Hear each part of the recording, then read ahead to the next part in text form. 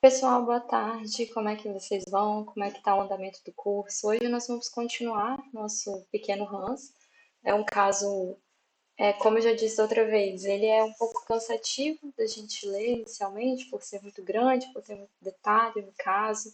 Mas à medida que a gente lê e compreende tudo que o pequeno Hans representa, assim, para a gente em nível clínico mesmo, tudo que a gente pode fazer, né, assim, as possibilidades que o Freud traz no atendimento de criança, né? Pensar que é o primeiro atendimento de criança que a gente tem relatos, mesmo que não tenha sido um atendimento de fato, né, que o Freud não tenha estado junto do Hans muitas sessões, foi apenas um encontro que ele teve, mas toda a orientação que ele deu para o pai e como o caso andou a partir disso, né, é muito interessante para a gente, né, assim, acho que vale muito a gente consegue trazer muitas coisas para o nosso dia a dia, né, mesmo algumas coisas tendo sido modificadas, mas eu acho que assim, essa essência do atendimento de criança, de dar a voz para a criança, de enxergá-la como sujeito, que tem responsabilidade, que tem que ter, precisa ter um papel ativo ali também para que algo diferente aconteça, né, a nível de alívio de sintoma mesmo, né, com a responsabilidade da criança no sintoma e no tratamento, né, eu acho que isso o Freud traz muito para gente, eu acho que isso é muito enriquecedor, né? É uma coisa que me captura muito na psicanálise, que é o que me faz querer continuar trabalhando com a psicanálise, sabe? É algo que eu acho que é fundamental. Então, hoje a gente vai continuar no caso do Hans, partindo para as discussões. Então, hoje a nossa aula vai ser ainda maior do que a última, né? Eu fiz uma aula mais curta só para introduzir alguns fatos importantes do caso. Hoje a gente vai, então, se debruçar na discussão. E aí tem três pontos que o Freud traz para a gente que são importantes para a gente discutir, né? Primeiro, ele escreve, né, o Hans justamente para comprovar a teoria da sexualidade infantil. Então a gente vai ver inicialmente essa relação do texto que ele havia escrito, né, os três ensaios sobre a teoria da sexualidade com o caso Hans. O segundo ponto que ele traz, ele quer mostrar quais as contribuições do caso Hans, né? Assim, como que a gente pode pensar a neurose a partir desse caso. E aí, dentro disso, né, a gente vai ver que a criança, ela também tem uma satisfação com o sintoma. Acho que isso é uma coisa importante da gente pensar e discutir, como é difícil da gente pensar sobre isso, assim, né, de lidar com essa realidade. Um outro ponto é desse processo da passagem pelo complexo diético, né? Assim, isso é uma coisa que a gente consegue ver como se dá os efeitos disso e os impactos disso para a neurose, a gente vê isso em Hans também. E um terceiro ponto que Freud traz são as contribuições que a fobia pode trazer para a educação das crianças, né? Então, o Freud também dá uma cutucada aí qual que é o papel da educação, o que que a educação tem feito pelas crianças aí. E aí vamos entrar primeiro nessa parte de fazer essa relação do pequeno Hans com os três ensaios sobre a teoria da sexualidade. Então, inicialmente, isso é importante a gente trazer aqui, né, sempre relembrar que o Freud ele diferencia o sujeito normal, saudável, do sujeito neurótico. Então, o Freud não pensa que a neurose é como uma estrutura clínica, né? Porque a gente pensa nas estruturas clínicas, a gente tem a neurose, a psicose e a perversão.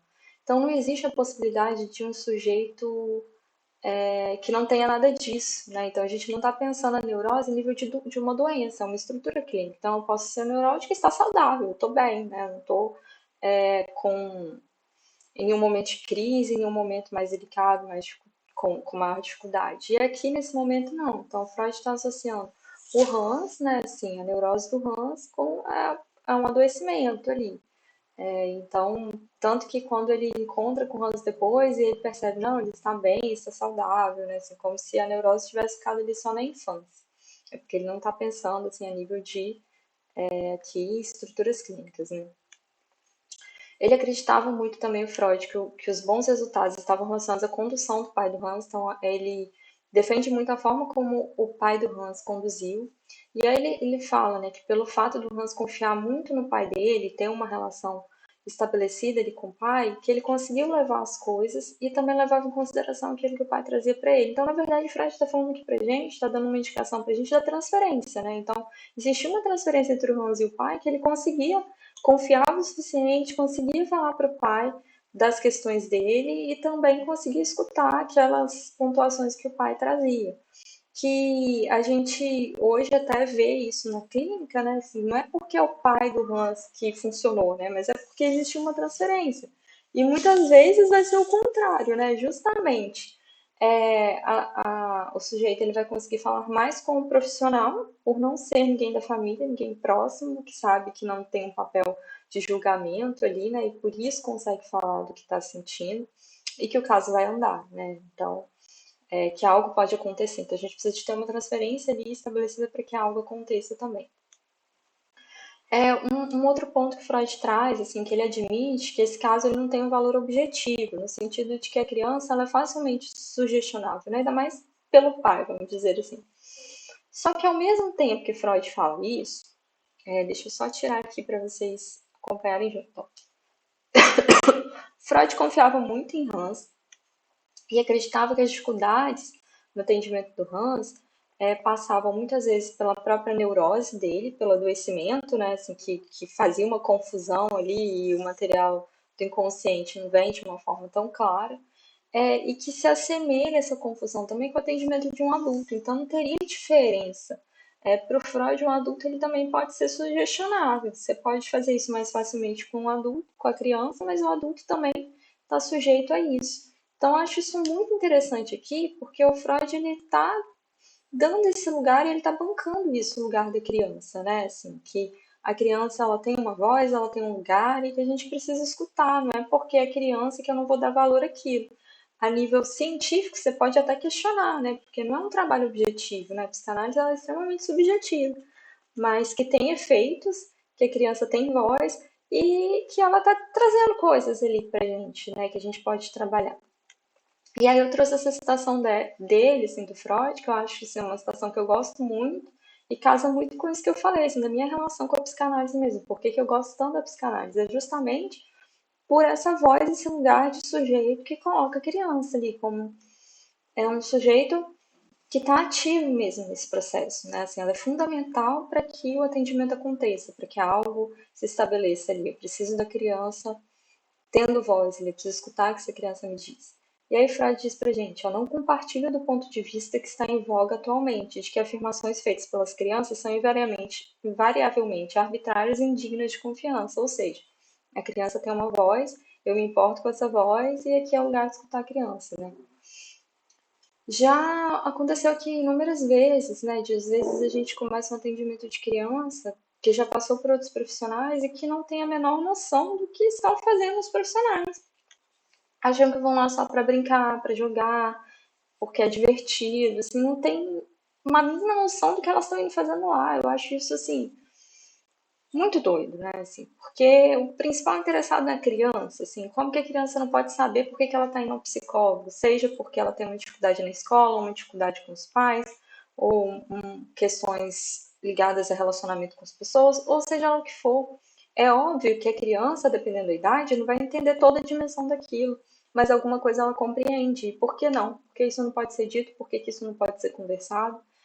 E, assim, pela experiência, né, de esses 13 anos aí de clínica, do consultório, eu vejo que faz muita diferença, assim, você fazer esse vínculo desde o início, quando você vai atender criança, né? Assim, criança, adolescente, porque o atendimento, é a partir disso que o atendimento anda, né? Quando a criança ela tem uma noção, entende o que, que ela está fazendo ali, e ela vai levar a sério esse espaço. A gente tem muita mania de subestimar as crianças, né? Acho que porque a criança não sabe o que está dizendo, não entende nada, tem dificuldade de compreensão, mas elas são muito mais espertas do que a gente imagina. Então a gente tem que, às vezes, confiar um pouco mais nelas também, né?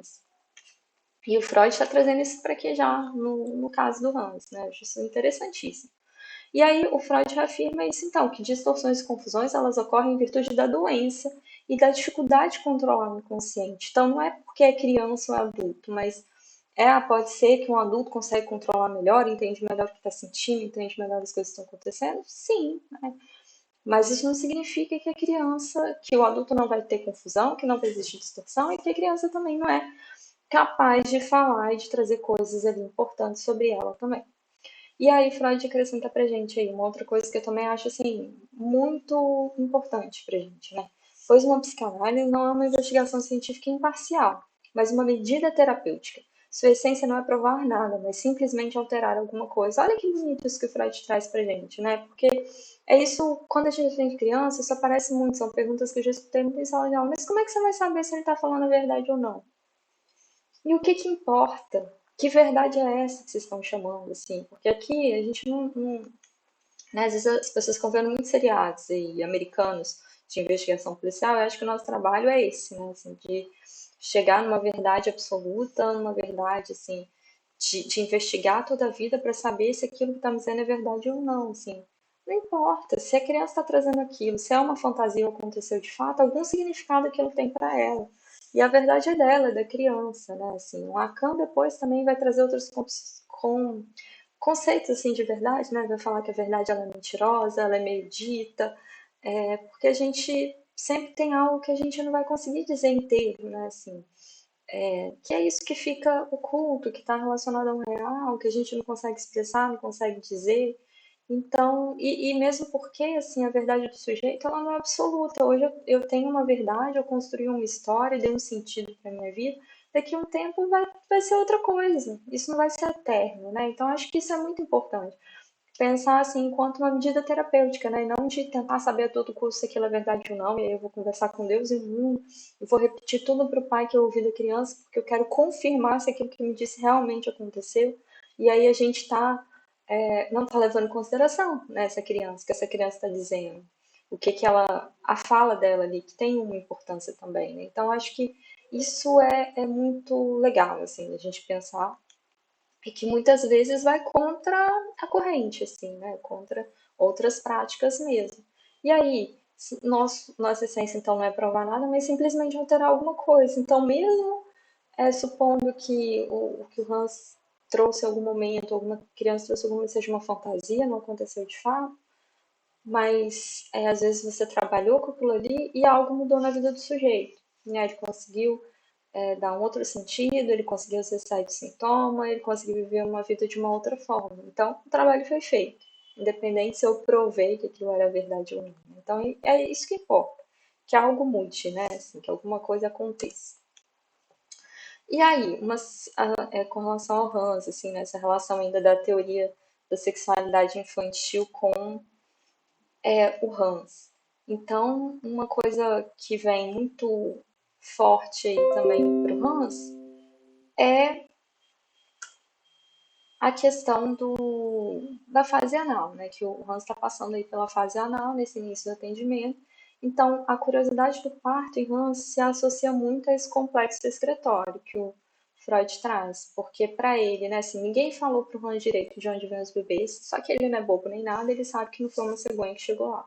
Então, ele vai fazer essa associação, né? Como ele também tinha esse problema do intestino preso, então virava e mexia, ele precisava fazer um procedimento quando mais novo para liberar as fezes, ele relaciona esse corpo cheio e pesado das fezes com o parto também, que é um corpo cheio e pesado.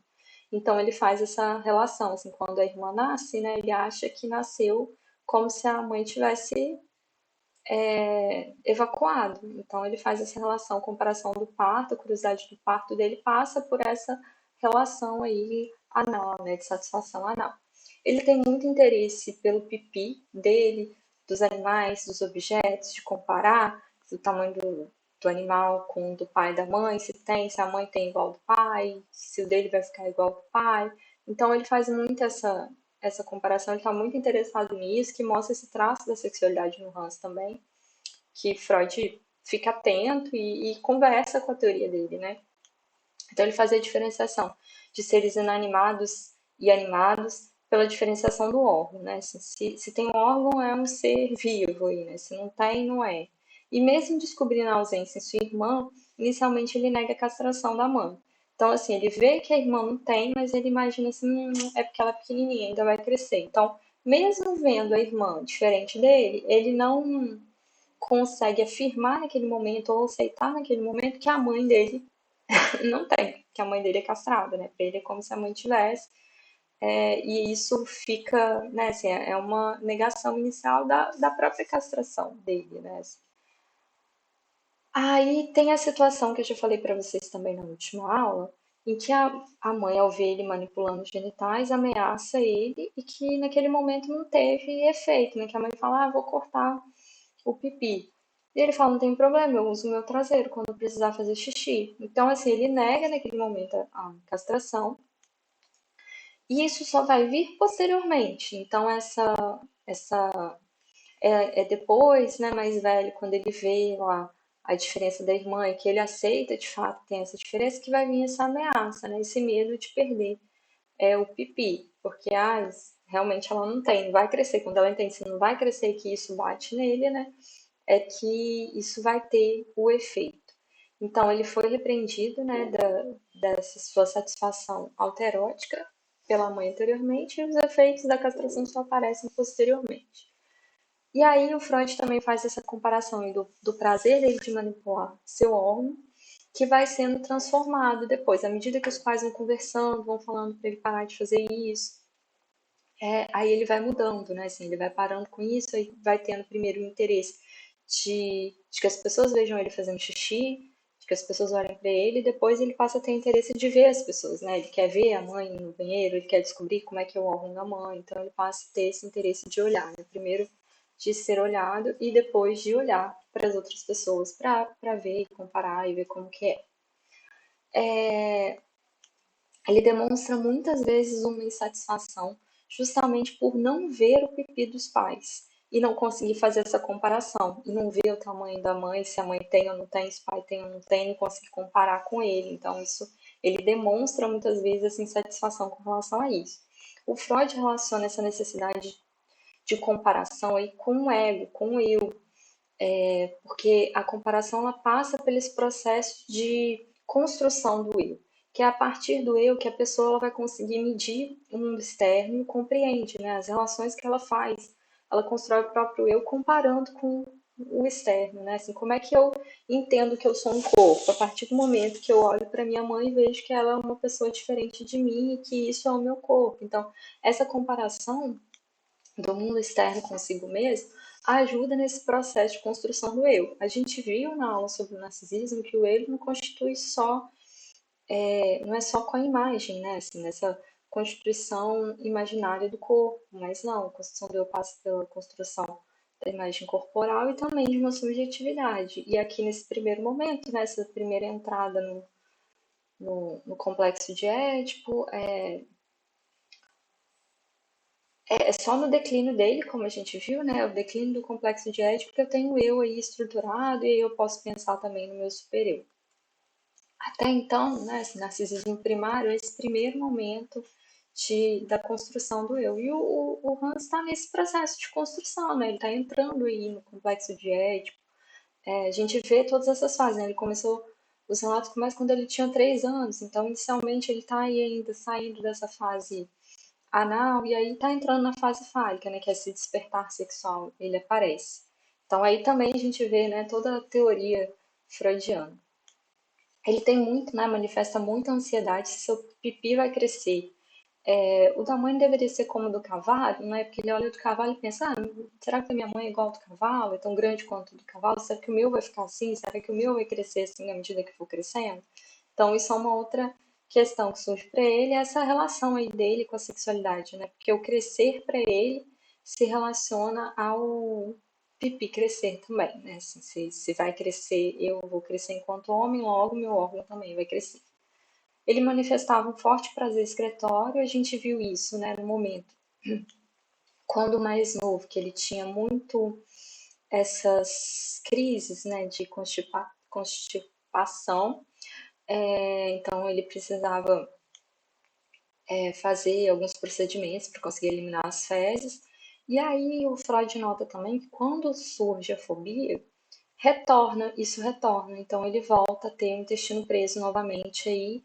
E isso indica para o Freud uma satisfação e um prazer excretório, né? Então o Freud percebe uma relação disso também. Então uma outra característica que o Freud aponta.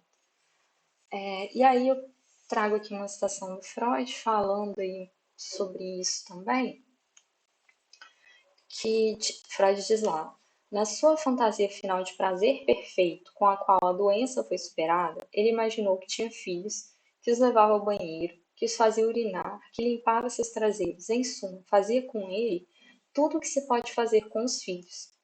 Parece, portanto, impossível evitar a suposição de que, durante o período em que ele mesmo era tratado como bebê, esses mesmos atos tiveram sido a fonte de sensação de prazer para ele. Então, para Freud, né, essa outra indicação desse prazer que o Hans tinha, é porque na fantasia dele ele imagina coisas que faziam com ele também, né? E que provavelmente ele gostava, por isso que ele repete isso nas suas fantasias. Então é a relação, outra relação que o Freud faz aí. Aí o Freud também traz aí pra gente, né, que algumas crianças elas gostam de reter as fezes e sentem prazer com a evacuação. E que talvez isso era uma característica que acontecia aí com o Hans. Quando a gente lê lá os três ensaios também, uma coisa que fica claro pra gente é que não é fácil para a criança passar por essa fase anal, né? Que é um momento assim de que a sociedade quer impor esses hábitos de higiene, a hora de ir no banheiro, que não pode fazer em qualquer hora, em qualquer lugar, então vai limitando a pulsão. E a criança, na tentativa de manter o controle ou ter algum controle, ela vai passar a fazer isso, né? Ela vai reter as fezes, aí a família fica extremamente preocupada, né? E fica demandando, faz, vai no banheiro, dá esse presente para mim, né? Você fica querendo receber esse presente aí da criança. E a criança às vezes vai segurar justamente numa tentativa de manter um certo controle ali da própria satisfação. Mas esse traço ele não vai permanecer, né? Isso apesar de retornar e junto com a fobia, não é um traço que permanece, que continua. Durante a fobia havia o recalque de dois componentes sexuais: a vergonha de urinar na frente dos outros e fazia um esforço para parar de se masturbar. Então, quando o pai conversa, né, e fala com ele assim, filho, eu acho que é porque essa ansiedade está surgindo porque você está se masturbando, então vamos tentar fazer parar com isso. Então, tem isso daí, esse primeiro recalque, né, essa tentativa de parar de fazer isso, esse esforço para parar com isso, e a vergonha, né, um traço da forte aí que aparece também é a vergonha de não querer o que antes, né, era ele tinha esse desejo de fazer isso na frente, de ver os outros, ele passa a se sentir envergonhado com aquilo. Uma outra questão também, dando esses indícios aí de um recalque do componente sexual, é quando ele passa a ter nojo do linfo. Linfo, como a gente já falou, são as fezes, né, que ele chamava por esse nome. Então ele passa a ter nojo do linfo, do pipi e de tudo que remete a isso. Então já é um traço assim de que é como se essa repressão aí social da pulsão, ela já está sendo manifestada ali, né? Eu tenho um ego estruturado, eu tenho um superego aparecendo aí, o supereu está aparecendo aí, e aí vai surgindo a vergonha e o recalque vai se tornando possível. Outra característica que o Freud traz, né, é que inicialmente ele nota traços homossexuais. Esses traços homossexuais no Hans estariam ligados ao fato dele não distinguir o órgão sexual como se tanto homens e mulheres tivessem o mesmo, não existia uma diferenciação ali, e dele se interessar tanto por meninos ou por meninas, ele não fazia essa diferenciação também.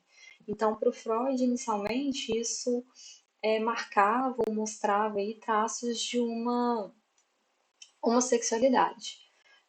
O que depois o Freud vai descartar também, essa hipótese ela não permanece, né? Então, ó, só para eu ler aqui que eu coloquei, os traços homossexuais notados inicialmente estavam relacionados ao fato de Hans não fazer distinção nos interesses por meninos ou meninas. Ele não fazia diferenciação do órgão sexual, só existia um, que era o pipi. Essa hipótese, então, ela vai ser descartada.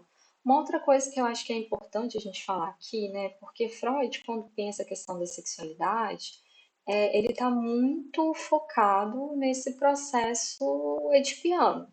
Então, a escolha que eu faço do meu objeto de amor ali quando criança é o que vai definir posteriormente na adolescência com quem eu vou me relacionar. Então, se eu te escolhi como objeto de amor meu pai, eu vou me relacionar na adolescência com homens. Se eu escolher minha mãe, eu vou me relacionar com mulheres.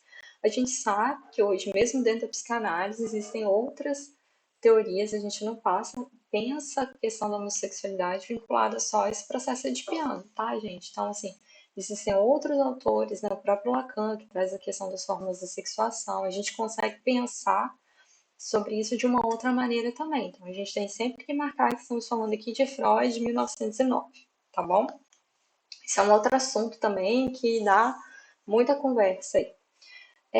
O desenrolar da neurose que marca o interesse dele por sua mãe. Então, o Freud começa a notar aqui nessa relação da fobia com o interesse dele por sua mãe. E a partir desse interesse da mãe, que vai ficando cada vez mais evidente, surge também o desejo de dormir com as amigas, meio que para repetir isso que ele fazia com a mãe. E isso acontecia muitas vezes durante as férias, que o pai às vezes deixavam eles para ficar tipo no sítio, assim, né, numa casa de campo, no sítio, e o pai não estava lá presente o tempo todo. Então, quando o pai não estava presente, ele dormia algumas vezes com a mãe. Então, tem essas situações que propiciavam um pouco mais esse interesse da mãe pelo Hans, né? E também que a gente vai ver que marcavam também a dificuldade dele com o pai, né? Já que o pai começa a se fazer presente ali atrapalhando esse encontro dos dois, da mãe e do Hans. E aí Freud diz aí, ó, Hans era realmente um pequeno Édipo que queria ter seu pai fora do caminho, queria livrar-se dele para que pudesse ficar sozinho com sua mãe e dormir com ela. Então é justamente por isso daí que ele rebate a questão de uma possível homossexualidade.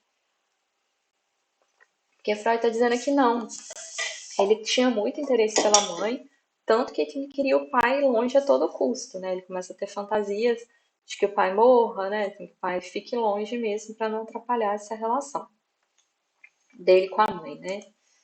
Então, com relação ao pai, o desejo inicialmente era de que o pai fosse embora, depois que se torna um desejo que o pai ficasse permanentemente longe, né? Assim, como se o pai tivesse morto. E aí, Freud diz lá, o medo que se originou desse desejo de morte contra o seu pai, e que, portanto, podemos dizer que teve um motivo normal, formou o obstáculo principal à análise, até que ele foi removido durante a conversa no meu consultório. Porque, assim, até então, a hipótese da fobia do Hans, que Freud trabalhava, estava muito vinculada a esse desejo do Hans pela mãe, né? O cavalo como substituto da mãe, né? Essa ansiedade, o medo de ficar longe da mãe, de querer ficar com a mãe. E aí, é na conversa que Freud tem junto com ele, a única conversa que o Freud encontra o Hans, que ele se dá conta, que o Hans fala, né, que tinha medo de características do cavalo, do preto no olho, preto um negócio em volta da boca, que aí Freud faz essa associação do cavalo com o pai. Então, assim, na verdade, o Hans tem essa relação ambígua com o pai, que é normal, né, se considerada normal, porque é de um amor pelo pai, ele gosta muito do pai, ele é muito afetuoso com o pai, mas ao mesmo tempo o pai é um impedimento da relação dele com a mãe. Se o pai tá lá toda noite, o pai não deixa o Hans dormir junto com a mãe toda noite. Então, essa relação aí meio de amor e ódio, né? Isso para o Freud está dentro de uma normalidade, é o que se espera aí.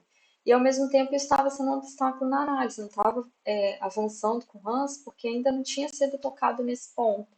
E aí, a partir do momento que eles chegam nessa questão juntos, assim, é como se as defesas abaixassem um pouco também e o atendimento com o Hans ele pudesse avançar, né? Uma outra coisa assim que chama a atenção do Freud é que o Hans ele não tinha propensão à crueldade ou violência comum à natureza humana. Isso também é muito interessante que o Freud traz, né? Porque o esperado do homem é isso, que ele tenha um traço que é ruim também. Todos nós temos pulsão de vida e de morte. E a pulsão de morte tem esse traço aí também de uma agressividade, né? Isso é que pode ser com a gente mesmo, né? Alguns vão fazer, vão para condutas de risco, e aí a gente vê um excesso na pulsão de morte que acabam fazendo mal para o próprio indivíduo, ou pode ser essa agressividade direcionada ao outro também. E aí aqui em Hans, então, ele fala assim, ele não tinha essa propensão à crueldade e à violência, né? Então ele não queria matar o pai de verdade, ele não ia matar o pai de verdade. Pelo contrário, ele era bastante afetuoso, então ele tinha um traço muito afetuoso aí também. Mas é esse paradoxo, né? Assim, ele é afetuoso, ele gosta do pai, ele é muito carinhoso com o pai, mas ao mesmo tempo o pai tá atrapalhando ele com a mãe, né? Então é um impedimento aí essa relação. Então vai ter traços de hostilidade também ao pai. Outro fato, então, que é muito marcante aí pro Hans e que tem essa relação com a questão da sexualidade também é o fato do nascimento da irmã, que ele tinha 3 anos e meio, ele estava em pleno período de explosão de curiosidade sexual, de prazer sexual. E aí a irmã nasce, ele tá em casa, ele escuta a mãe gritando, ele vê o sangue, e ele faz essa relação, ele não acredita nessa história do pai da cegonha, que aquele bebê veio através de uma cegonha. E aí ele faz essa associação, né, da barriga cheia, a barriga cheia de fezes, como ele ficava, e aí depois vinha o alívio da evacuação. Então é como se a mãe lá gritando de dor com a barriga cheia, fosse uma barriga cheia de fezes, e a irmã nasceu e aliviou.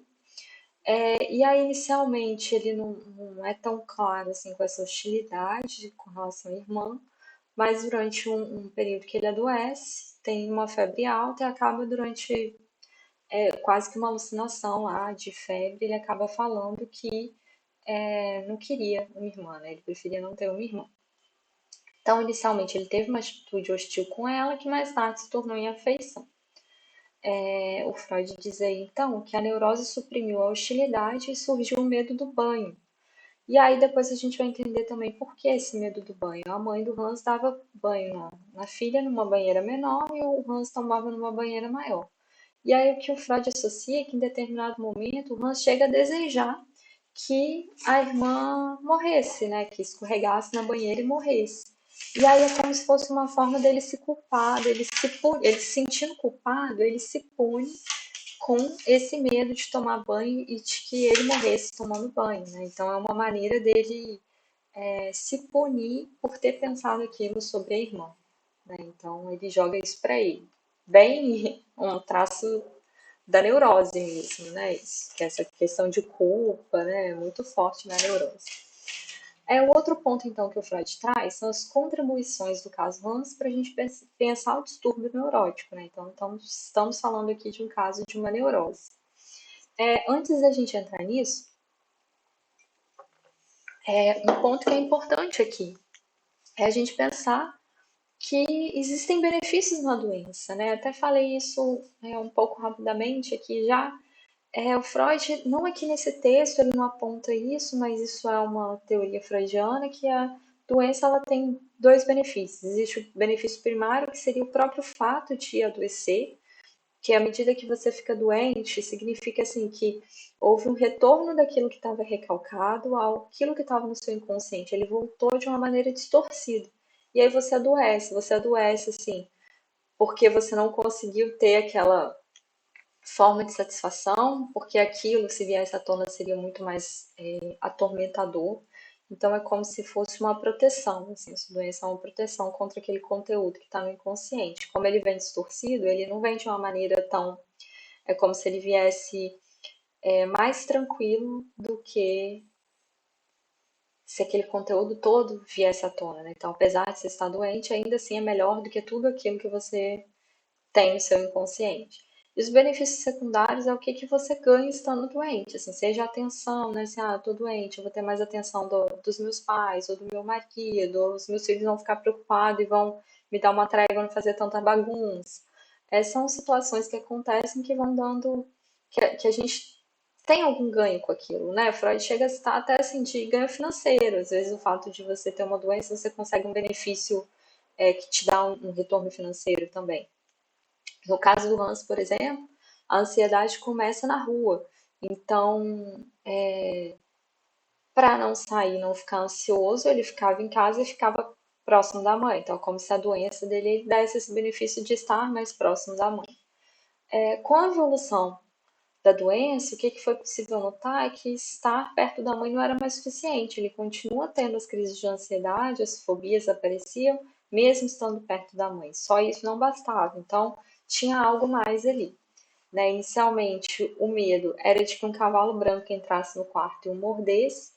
O Freud inicialmente faz essa associação, né, desse afeto muito grande que ele tem com a mãe, como se o cavalo fosse um substituto da mãe, que ao mesmo tempo que ele tem esse desejo da mãe, como se ele tivesse medo disso tudo que ele está sentindo com a mãe, ou de algo que pudesse acontecer com a mãe. E aí é depois que Freud vai fazer essa transição, falar, não, né, assim, não é a mãe, né? Tá relacionada ao pai. Então é como se esse medo do cavalo branco entrar no quarto e morder, que pudesse ser o pai, né? O pai entrando no quarto para brigar com ele por causa desse excesso aí com a mãe. Freud vai classificar o Hans como uma histeria de angústia. Então vamos lá. Pensando primeiro na neurose, né? O Freud vai dividir a neurose. A gente tem a neurose obsessiva e a gente tem a histeria. Aí dentro da histeria, eu posso pensar na histeria de conversão ou na histeria de angústia. Neurose obsessiva, quais as primeiras características, as principais características, assim, né? O obsessivo, a gente pode pensar nesse pensamento, é uma pessoa que pensa, pensa, pensa, tem dificuldade com a ação, é muito controlador, o desejo dele é sempre impossível, porque é como se ele se boicotasse, sabe? Nunca tá na hora, sempre vai ter um momento certo, esse momento certo nunca chega. Então esse desejo é impossível, ele nunca consegue atingir. A histeria é uma característica muito forte, é a insatisfação, né? Um desejo sempre insatisfeito, nunca tá bom, sempre falta alguma coisa, porque o desejo dela, a gente fala que o desejo da histérica é o desejo do outro. Então ela sempre faz aquilo que ela acha que o outro quer dela, não aquilo que ela quer de fato, né? Então essa acho que é a principal característica, assim, as diferenças entre a neurose obsessiva e a histeria, a gente pensar a nível do desejo. E aí dentro da histeria, a histeria de conversão, são aqueles sintomas que aparecem no corpo, né? Assim, as histéricas clássicas do Freud, né? Com afasia, paralisia. E a histeria de angústia seria relacionada à fobia, né? A fobia se enquadra dentro do que Freud chama de histeria de angústia, que manifesta ansiedade, fobia e não tem sinais de conversão. Então, ele não tem sinais no corpo, assim, né? Físicos. É comum na infância que pode acontecer em qualquer momento da vida. Ele é menos dependente de uma disposição constituinte. Então, é como se qualquer evento pudesse disparar aí essa histeria de angústia. Alguma coisa acontece e dispara a histeria de angústia. Mas aí algumas coisas importantes, né? A ansiedade, ela não foi repentina, não é de uma hora para outra, né? A gente vê que vai sendo um crescente aí no Hans, né? O primeiro sonho de ansiedade para o Freud está mais relacionado a um sonho de punição e recalque, que é quando ele sonha que a mãe está indo embora, né? Então é como se ele estivesse se punindo aí por estar muito envolvido com a mãe, por estar ter despertado essa sexualidade, esse interesse pelos genitais, ele está muito forte, então é como se fosse uma punição por isso também, por ele estar fazendo isso. Em seu inconsciente, Hans teria trocado carinhos com a mãe, então, ele manifestou satisfação de ficar com a cama, ficar na cama da sua mãe, né? Então, ele pedia isso, ele queria ficar junto com a mãe. Tanto que vem o sonho da girafa, e que ele sonha que ele tá indo ficar com a girafa. Aí, a girafa amarrotada briga com ele, e aí ele sobe em cima da mãe, que seria a girafa. É nesse sentimento de posse, de ter a mãe para ele. Então, são outras coisas que aparecem aí. Tal excitação sexual por sua mãe teria sido transformada em ansiedade. Então, essa é a hipótese inicial, né? Que essa excitação que ele tem pela mãe se transformou em ansiedade. Após tentativas de sedução da mãe mal sucedidas, incidentalmente, ele encontra satisfação autoerótica. Então, não foi uma coisa planejada, né? Um dia ele estava sozinho, ele queria ficar com a mãe, fazer as investidas de spray para o quarto da mãe, não conseguia. Aí ele estava no quarto, passou a mão e opa, senti uma satisfação ali, isso me deu prazer. E aí ele começa a fazer isso com mais frequência, aí, né? Com recorrência. Qual que seria essa causa da ansiedade, então? Assim, Freud aponta inicialmente que não tem como muito. Poderia ser, seriam várias hipóteses, né? Várias probabilidades. Ou uma mutação espontânea, ou uma rejeição da mãe, ou medo do cavalo. Estaria envolvido com o que essa ansiedade, afinal de contas, né? Para os pais, né? Os pais vão apontar para ele que o fato dele estar se masturbando seria o motivo dele estar ansioso. E por isso eles pedem para que Hans parasse com aquilo. O que Freud percebe é que à medida que os pais pedem para ele parar de fazer aquilo, ele fica muito mais ansioso. Então a ansiedade do Freud estava muito mais relacionada ao fato dele tentar controlar essa pulsão sexual. Isso vinha muito mais forte, né, para ele. Aí outra questão que surge, né? A afeição da mãe foi substituída pelo medo de cavalo, então essa é a hipótese inicial da ansiedade do Hans para o Freud, né? E aí quando eles percebem isso, inicialmente houve uma melhora. E aí vai intensificar a curiosidade pelo pipi da mãe, ele quer saber, né, de como é que é da mãe, comparar se da mãe vai crescer, se dele vai crescer, se da mãe é igual ao do pai ou do cavalo. Para o Freud, o Hans consegue falar mais sobre o desejo da mãe quando ele domina o complexo de castração. Quando então ele supera isso, a castração não é uma ameaça tão forte para ele mais, e aí ele consegue falar sobre o desejo da mãe. E é aí que surgiu o sonho da girafa, né? A fantasia da girafa, que a gente já trabalhou na última aula também sobre ele. Que o Freud até faz essa conexão aí da girafa, não só dele, do interesse dele da mãe, mas dele querer ter a mãe para ele mesmo, né? Tomar posse da mãe. E aí, a partir disso daí, então, dessa história, essa linha, né? Depois que ele percebe que, na verdade, o medo do cavalo estava relacionado ao medo do pai, por ciúme e hostilidade com ele. E ele percebe isso quando o Hans vai no consultório e relata para ele que as características do cavalo que assustavam ele se relacionavam ao pai, que era o preto na boca, que se relacionava ao bigode, e uma coisa em frente aos olhos que era parecido com os óculos. O pai tinha bigodes, né, e usava óculos. Nesse momento, então, a resistência diminui e o Hans ele assume um papel ativo na análise. Isso é muito interessante e importante para a gente aqui, né? É isso que nos interessa, a criança assumindo esse papel ativo na análise. E é quando ele. Isso é muito legal, né? Porque o Freud fala, é isso que funciona, é assim que a gente trabalha hoje? Não, né? Assim, acho que somos, não necessariamente, pode ser que funcione, mas a gente hoje, o atendimento hoje na clínica, ela não é focada só na interpretação, não é só uma clínica de interpretação. Quando a gente trabalha, pensa a partir do gozo, a gente vai pensar numa clínica mais relacionada a um ato do analista, um ato analítico. Mas aqui eu acho muito interessante essas sacadas do Freud, né? Que o Freud fala para ele, joga e vê o que que ele vai pegar daquilo ali, o que que ele vai interpretar daquilo ali. E algumas coisas funcionam, né? Algumas coisas que o Freud joga para o Hans funcionam e o atendimento anda.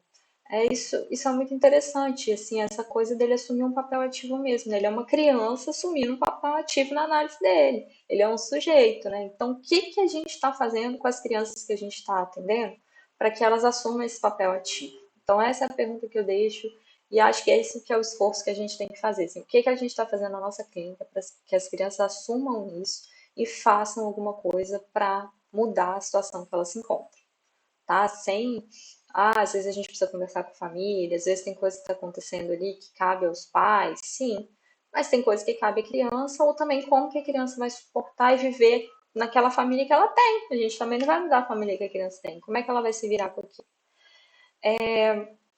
Então a gente vai tendo isso, né? Alguns momentos as coisas amenizam, melhoram, e outros momentos pioram e vão mudando, né? Esse sintoma vai mudando. Então o medo ele se estende, ele passa a ser um medo de ser mordido por cavalos, medo de carroças, carroças de mudança, ônibus de cavalos que começavam a se mover, cavalos grandes e pesados e que andavam depressa. E aí eles começam a fazer também essa relação com o momento dessas carroças pesadas com o corpo pesado de fezes também, até que ponto que não tinha essa relação. Outro fator importante é que ele morava perto de uma central de alfândega, então chegavam muitos cavalos carregando carroças grandes e pesadas, né, que passavam pela rua dele sem parar. Então isso também era outro evento que complicava ali a situação, né, para o Hans. Mesmo após a interpretação do pai da cena do cavalo caído, desejo de morte do pai, a fobia continua. E aí, nesse momento, vem à tona uma outra situação. Vem a cena da brincadeira com o amigo, que ele brincava com um amigo assim de cavalo também, né? Um subia em cima do outro brincando de cavalo, e esse amigo teria batido o pé, machucado e sangrado. E aí aquilo ali teria mexido muito com o Hans. Então é como se o fato traumático tivesse sido a brincadeira com o amigo, mas isso só veio à tona depois, quando ele vê o cavalo caído. É como se remetesse aquela cena também do amigo, tá? Então é uma coisa assim, é como se posteriormente isso causou uma perturbação no Hans. Com relação à escopofilia, Hans também reavivou o hábito de ir ao banheiro com sua mãe, com sua amiga. Primeiro ele ia com a mãe, depois ele começou a ir com a amiga, que é esse momento que ele começa a ter desejo então de ver, né? Ele vai saindo da masturbação e entra nesse momento de querer ver os órgãos genitais de ser visto. até que ele foi proibido disso. O pai também fez uma relação do medo de cavalo pesado com um corpo cheio de fezes, que eu acabei de falar aqui, né? Por isso, né? Porque ele também tinha essa relação com, né, essa fase anal aí e morava num lugar próximo onde ele via muitas carroças pesadas, então isso acontecia muito.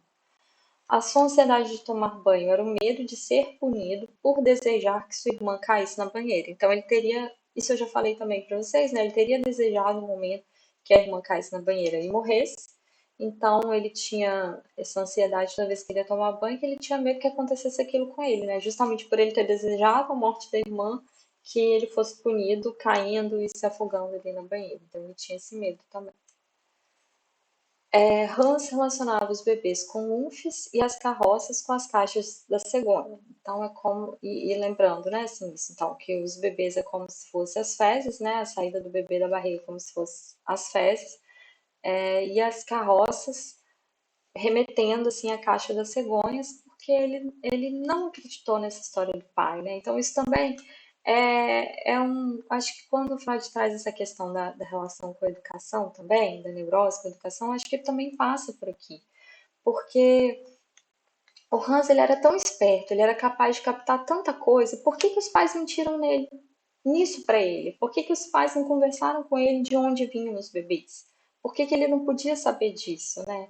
Então, os pais, por um lado, tratavam ele com tanta maturidade, né, como se fosse mais velho, um adulto, e nesse ponto eles vacilaram, né, assim, e como isso teve efeitos para ele, né, até a nível de neurose mesmo, como isso despertou muitas coisas nele. Talvez se tivesse sido conversado, se tivesse sido explicado de uma outra forma, não teria essas consequências tão fortes a nível de adoecimento, né?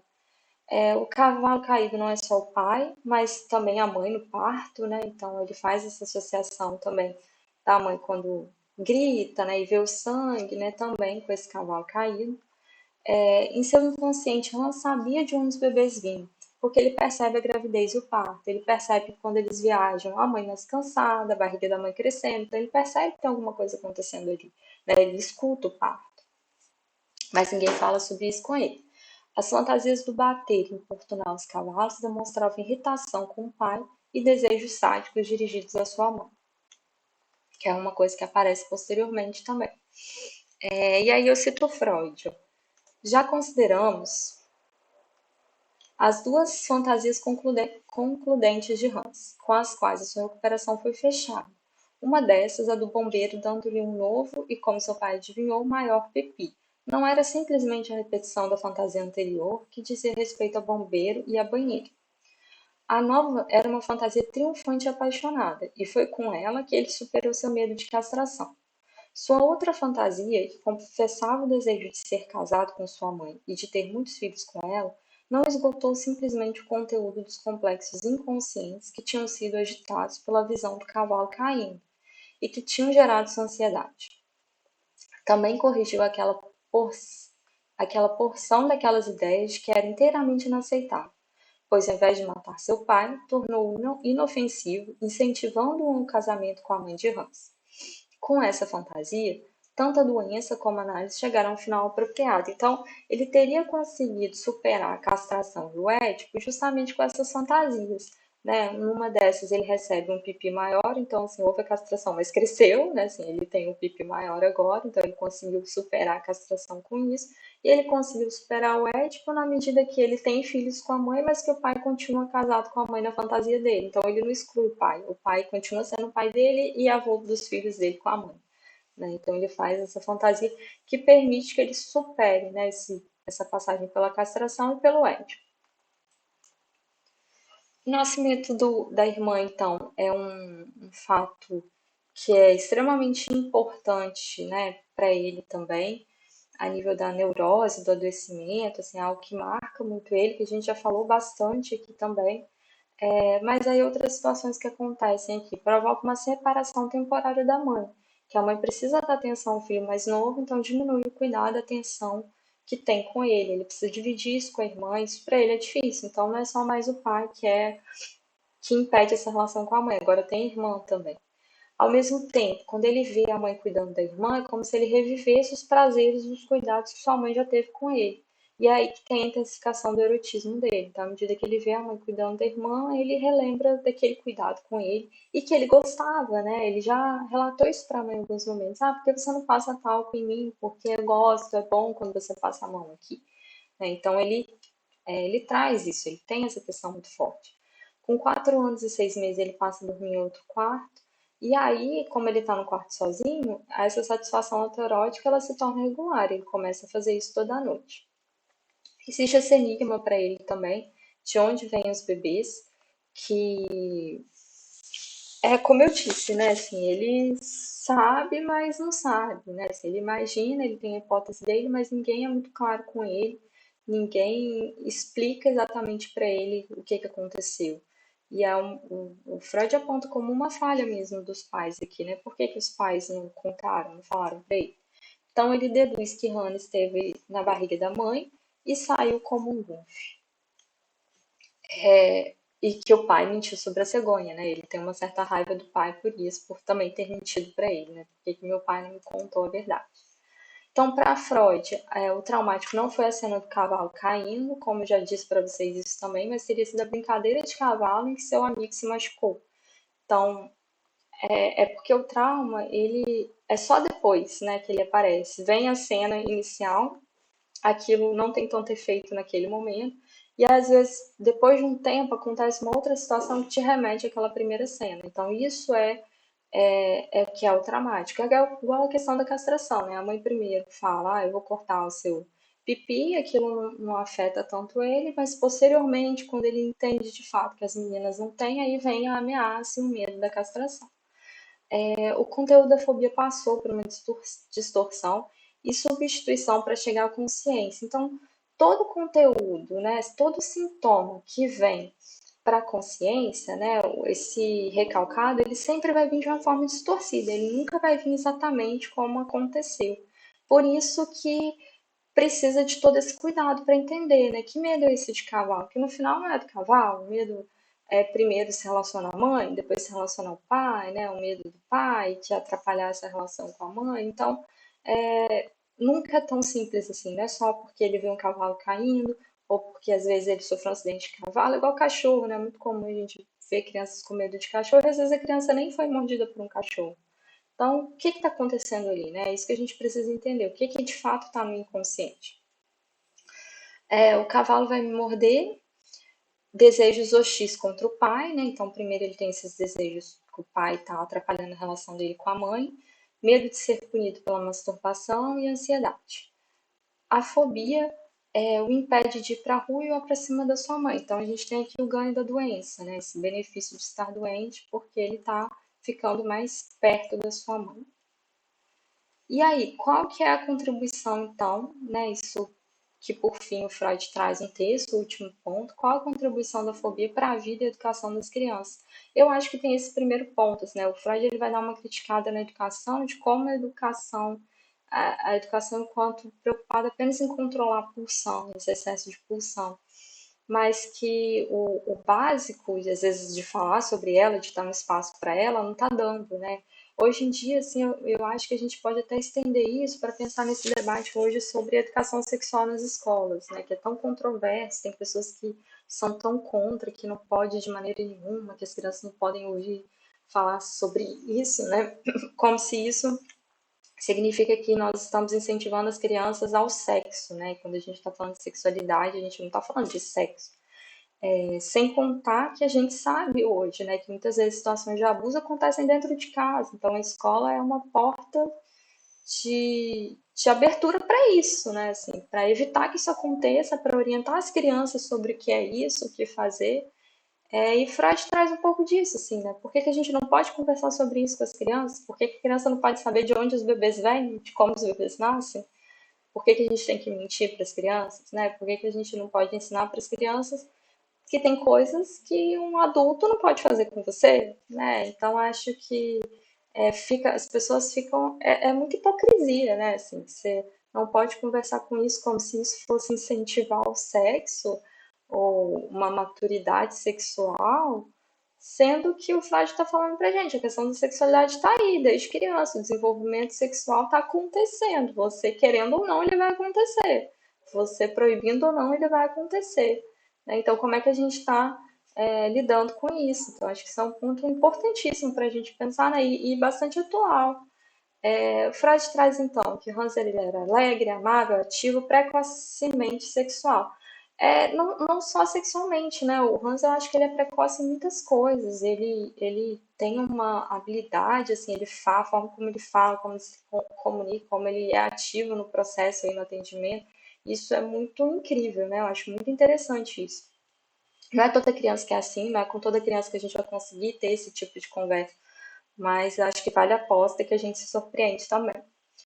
A fobia é comum na infância, as pulsões más não são fortalecidas por virem à tona, então não é porque veio à tona, porque a pulsão de morte todos nós temos. Como eu já disse, em algumas pessoas ela vai se manifestar de uma forma mais forte. Então não é porque veio uma pulsão à tona que logo você será assim, sabe? Você vai ser um perverso, um cruel.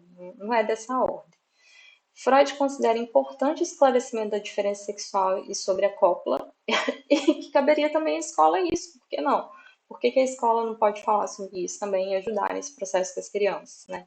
Porque, igual no caso do Hans, os pais tiveram tanta dificuldade, são pais tão esclarecidos, né? Assim, conversavam sobre tantas coisas, mas eles meio que vacilaram nesse ponto e não conseguiram falar disso. Então, a educação das crianças exerce influências positivas e ou negativas no desenvolvimento da doença. Como é que vai ser isso? A gente também só vai saber depois, né? Assim, o que que vai acontecer.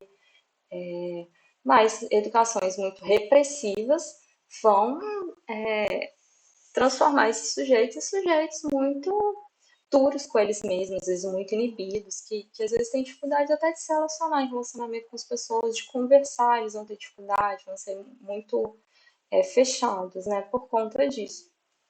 Então ele critica a educação que só adquire o papel de controlar a pulsão, por ser ineficaz ou não ser bem-sucedida, porque fica tão focado em controlar a pulsão e não consegue também, não adianta. Então, ao invés de controlar, o que que o Freud diz aí? Suponha-se fazer um indivíduo capaz de se tornar um membro civilizado e útil à sociedade, com o mínimo de sacrifício possível à sua própria atividade. Ou seja, assim, não só inibindo a pulsão, sabe? Mas como que você pode usar a sua pulsão também? Acho que é um pouco disso, assim, né? Como que essa pulsão pode ser mais aceita socialmente, né? Nesse caso, a informação obtida pela psicanálise sobre a origem dos complexos patogênicos e sobre o núcleo de qualquer afecção nervosa pode reclamar com justiça que merece ser encarada por educadores como um guia inestimável na sua conduta em relação às crianças. Que conclusões práticas podem resultar disso e até que ponto a experiência pode justificar a aplicação dessas conclusões no nosso sistema social atual são assuntos que deixo para o exame e a decisão de outros. Mas a psicanálise ela abre uma porta aí mesmo, né? De encarar de uma forma diferente, né? A infância, a sexualidade e como isso pode ser usado na educação. Então, acho que o Hans ele é riquíssimo para a gente esse caso, né? A nível clínico, a nível de pensar o lugar da criança e de questionar também como está sendo feita a educação aí, mesmo nos dias de hoje, assim, que eu acho que a gente ainda está com debates muito atrasados, assim, sabe? Coisas que a gente devia ter superado, a gente devia ter passado por isso. Mas é isso, né? Como eu disse, a aula de hoje ficou mais longa, né? Um pouco mais longa, porque é mais denso. Então, não deixem de deixar suas dúvidas, suas questões, para a gente poder debater, discutir, conversar. Encontro vocês na próxima aula. Um abração aí e bons estudos. Até mais.